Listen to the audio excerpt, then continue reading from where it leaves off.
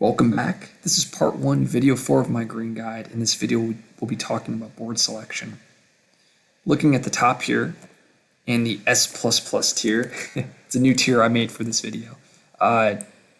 We have board D, and board D is green's best board, and there's a couple reasons. First reason is the Dahan are all very centralized and localized together. It's very easy to group them up, and that's something that we try to do when we're a defensive spirit.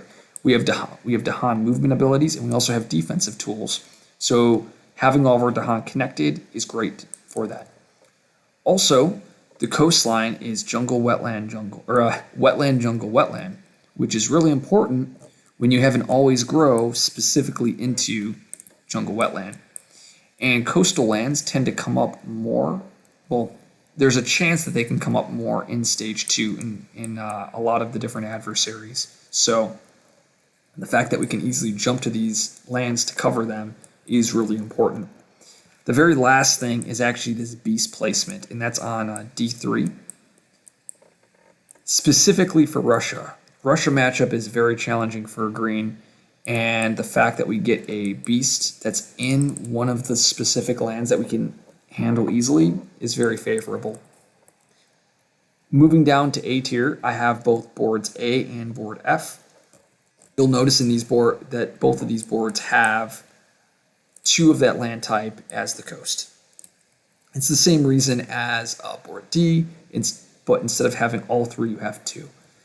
I like board F slightly better than board A just because we get to start a presence on the coast, which is pretty nice.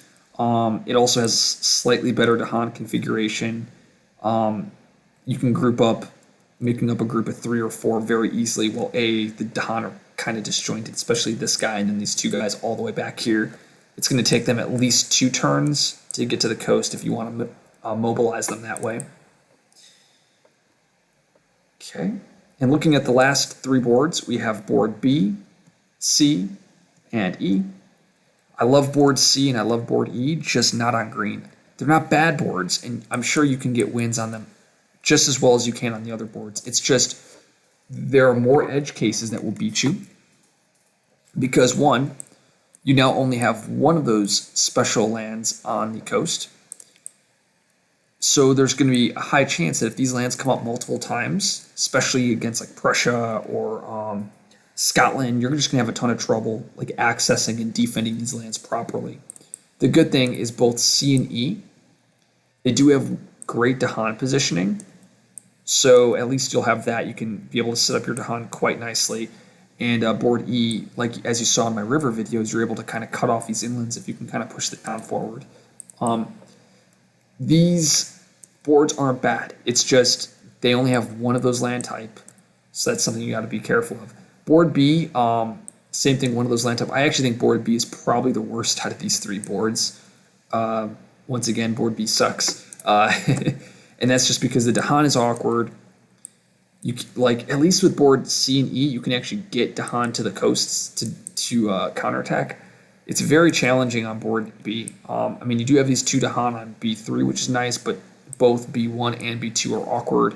And then you have these awkward Dahan over here, as well as not having 2 land types or 3 land types on the coast that you can easily deal with. So. All right, I think that's everything. Okay, in the next video, we'll be talking about greens combos. See you then.